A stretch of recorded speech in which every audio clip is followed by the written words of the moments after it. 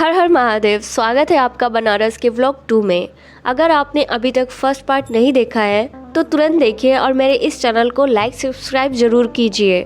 तो बनारस में ये है मेरा दूसरा दिन और आज मैं दर्शन करने वाली हूँ प्रसिद्ध मंदिरों के।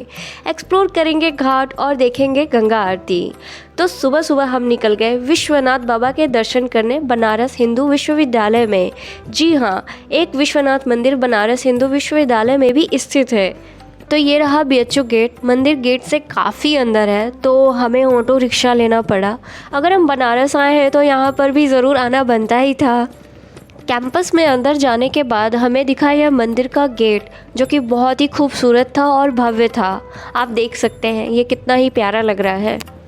तो हम आ गए मंदिर परिसर के अंदर। यह मंदिर भी बहुत ही ज़्यादा खूबसूरत और भव्य है। यहाँ भी दूर दूर से श्रद्धालु आते हैं बाबा के दर्शन के लिए। मंदिर के अंदर कैमरा अलाउ नहीं है तो मैं आपको मंदिर परिसर दिखाती हूँ। ये भी बहुत ही अच्छा है, काफ़ी कुछ यहाँ बैठने के लिए है, काफ़ी पेड़ है, यहाँ पे छाँव है। तो श्रद्धालु पूजा करने के बाद मंदिर में बहुत ही आराम से बैठ सकते हैं। और ये BHU का कैंपस है तो हाँ ऑफ कोर्स यहाँ पे स्टूडेंट्स भी बहुत ज़्यादा हैं, आते ही हैं दर्शन करने। ये मंदिर भी BHU और काशी की एक पहचान है और ये नई लंका के BHU परिसर में ही स्थित है।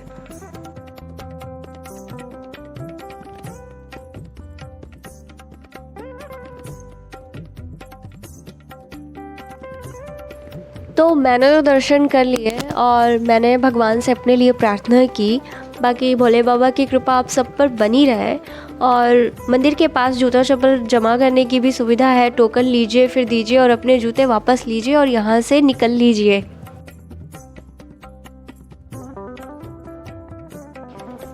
फिर हम निकले अस्सी घाट के तरफ। गर्मी बहुत ज़्यादा थी और आगे बहुत कुछ एक्सप्लोर करना था हमें, तो हमने रेस्ट किया, थोड़ा चिल किया, शेक वगैरह पिया और इसके बाद हम निकल गए बनखंडी बाबा के मंदिर के तरफ।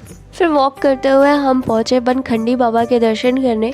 बहुत से लोग जो बनारस घूमने आते हैं वो इस मंदिर के बारे में नहीं जानते हैं। यह रविंद्रपुरी भदैनी इलाके में स्थित है। शिवलिंग के आकार में बना यह मंदिर 55 फीट ऊंचा है। इस आकार का अद्भुत मंदिर बनारस में कहीं दूसरा नहीं है। और इस मंदिर में 41 दिन तक लगातार दर्शन करने से भक्त की सारी मनोकामनाएं पूरी होती हैं। इस मंदिर का इतिहास तो 200 साल पुराना है और यह 80 घाट से आज 8 से 10 मिनट की दूरी पर है। और बनखंडी बाबा की धुनी सैकड़ों सालों से आज तक जलती आ रही है। लोगों की बहुत आस्था है यहाँ। जब मैं गई थी तो मुझे यहाँ पे भीड़ नहीं मिली भोले बाबा की कृपा से। और यहाँ काशी का सबसे विशाल शिवलिंग है। आप जब भी काशी आए तो यहाँ ज़रूर दर्शन के लिए आइए। मैंने यहाँ के भी दर्शन कर लिए और अब मैं फिर से वापस बड़ी घाट के तरफ। बहुत ज़्यादा धूप था दोस्तों और उस धूप में तो लग रहा था मैं उबल ही जाऊँगी। फिर घूमते टहलते हम घाट के तरफ पहुंच गए और मैंने ली जलेबी। वो भी मैं खा नहीं पाई क्योंकि ह्यूमिडिटी बहुत थी, बहुत ही ज़्यादा गर्मी हो रही थी मुझे, तो कुछ भी खाने पीने का मन नहीं कर रहा था। और मेरे फ्रेंड ने अपने लिए ली चाय। घाट के पास मैंने देखा वर्चुअल एक्सपीरियंशियल म्यूज़ियम, जहां हम गए तो लेकिन कुछ खास नहीं लगा हमें, तो हम वापस हो लिए। एंड अगेन घाट पे आए और गंगा घाट पे आने का मज़ा ही कुछ और है। काफ़ी भीड़ थी लेकिन मुझे नाव पे बैठना था और मैं बैठ गई 150 रुपये में। यहाँ बहुत भीड़ थी श्रद्धालुओं की और सारे ही लोग बहुत ही भक्ति और श्रद्धा से गंगा जी में डुबकी लगा रहे थे बाबा काशी विश्वनाथ के दर्शन के लिए। और जब नाव चलने लगी तो बहुत ही मज़ा आ रहा था और बहुत ही पीसफुल लग रहा था। बहुत ही अमेजिंग नज़ारे थे घाट के। दोस्तों यहाँ 84 घाट है जिसमें 5 घाटों को बहुत ही पवित्र माना जाता है। उन्हें पंच तीर्थ भी कहा जाता है, जो है 80 घाट, दशाश्वमेध घाट, आदि केशव घाट, पंचगंगा घाट और मणिकर्णिका घाट। और महात्मा बुद्ध ने स्वयं महानिर्वाणी घाट पे स्नान किया था। माँ गंगा तो भगवान शिव के जटा से अवतरित हुई थी। तो जहाँ भोले बाबा वहाँ गंगा मैया। जय गंगा मैया की।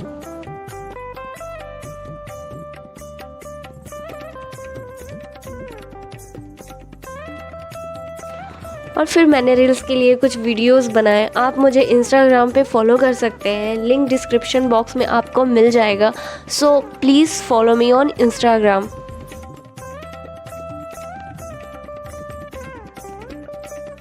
और ये सामने आई अलकनंदा क्रूज़ और इसके बाद ही सामने दिख रहा है मणिकर्णिका घाट और काशी विश्वनाथ गंगा द्वार।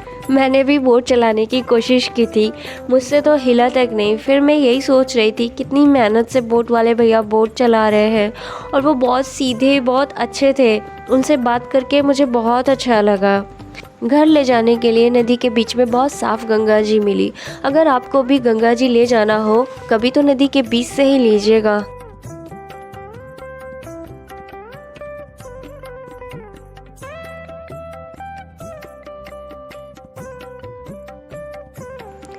यह है मणिकर्णिका घाट। हमारे धर्म में ज्ञान की अनुभूति होती है और जब आप मणिकर्णिका घाट पे आएंगे तो आपको जीवन का एक सोल पर्पस यहाँ मिलेगा। एक लौता लक्ष्य यही मिलेगा जो कि है मृत्यु को पाना। हम दिन ब दिन मृत्यु की ओर बढ़ते हैं लेकिन हम कभी इस विषय में सोचते नहीं हैं और दूसरे जीवों प्राणियों के कष्ट और दुख के बारे में नहीं सोचते हैं। ये घाट आपकी आंखें खोल देगा। आपको यहाँ आकर एहसास होगा ज़िंदगी में कुछ नहीं रखा है, अंत में आपको आना यही है। ऐसे ही स्पिरिचुअल फीलिंग के साथ हर घाट पे कुछ बात है, यहाँ कहानियाँ हैं, इतिहास है और यहाँ है महादेव की कृपा। बड़े बड़े लोग यहाँ आके शांति की अनुभूति करते हैं और वो कहते हैं ना, जो बनारस में जाता है बनारस का हो जाता है। फिर हम मणिकर्णिका घाट से आगे बढ़े जहाँ हमें मिला काशी करवट शिव मंदिर, जो कि मणिकर्णिका घाट के पास ही स्थित है, जिसे रत्नेश्वर महादेव मंदिर भी कहते हैं। यह मंदिर 15वीं शताब्दी में बनाया गया था। मंदिर के निर्माण के पीछे कई कहानियाँ प्रचलित हैं। यह मंदिर भीमाशंकर महादेव को समर्पित है, जो कि भगवान शिव के रूप माने जाते हैं और यह मोक्ष के दाता है। यहाँ दर्शन मात्र से सभी पापों से मुक्ति मिलती है। इस तीर्थ का गर्भगृह साल के ज़्यादातर महीनों में गंगा जी में डूबा ही रहता है। मंदिर में ना तो जल चढ़ाया जाता है, ना ही पूजा की जाती है। इस मंदिर को अनोखा बनाता है इसका झुकाव, जो कि 9 डिग्री पे झुका हुआ है, जो कि लीनिंग टावर ऑफ पीस से भी ज़्यादा झुका हुआ है। मैं बहुत भाग्यशाली हूँ जो इस मंदिर में जा सकी, दर्शन कर सकी, वरना साल के 8 महीने यह मंदिर तो गंगा जी में डूबा ही रहता है। और जब मंदिर को अंदर से देखा तो बहुत ही सुंदर कलाकृति बनी हुई है। दीवारों पर, पिलर्स पे बहुत ही अमेजिंग, जिसे कैमरे में कैप्चर करना मुश्किल है।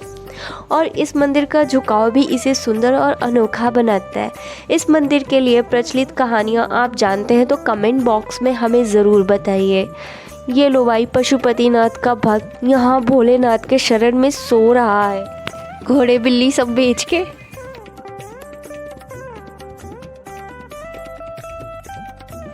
और आगे आपको दिखाती हूँ नमो घाट। शाम होने वाली थी, थके हारे पहुँचे नमो घाट पे। यहाँ कुछ खास नहीं लगा मुझे, और सच्ची बोलूँ तो इस घाट पे आकर कोई बनारस वाली फीलिंग भी नहीं आ रही थी। ये घाट गोरखपुर के नौका विहार वाली वाइब दे रहा था मुझे। फिर हमें याद आया हमें तो गंगा आरती देखनी है। भागे भागे हम दशाश्वमेध घाट पर पहुँचे, जिसमें समय लगा। फाइनली पहुँचकर थोड़ा सा आराम किया क्योंकि बहुत थके हुए थे। अपनी जगह बनाकर बैठ गए हम तो। बस गंगा आरती की तैयारियां चल रही थी और भीड़ और बढ़ती जा रही थी। इस दुनिया में 7 अजूबे हैं, लेकिन शांति के लिए लोग यहीं आते हैं। बनारस घाट पे भारत से ही नहीं, विश्व के कोने कोने से लोग आते हैं शाम की आरती देखने के लिए। वैसे देखने के लिए इस दुनिया में बहुत कुछ है, लेकिन यकीन मानिए मेरा आपकी इससे ज़्यादा नैन सुख देने वाला, मंत्रमुग्ध करने वाला और आत्मा को शांति देने वाली बात बहुत कम ही जगह पर मिलती है। अगर आप बनारस आए और शाम की आरती नहीं देखी तो यकीन मानिए दोस्तों, आपका बनारस का एक्सपीरियंस अधूरा है। अगर आपको इस आरती की महत्वता जाननी है, इसका असर देखना है, तो इसको खुद से ही एक्सपीरियंस किया जा सकता है। दूसरा कोई रास्ता नहीं है, आपको यहाँ आना ही पड़ेगा।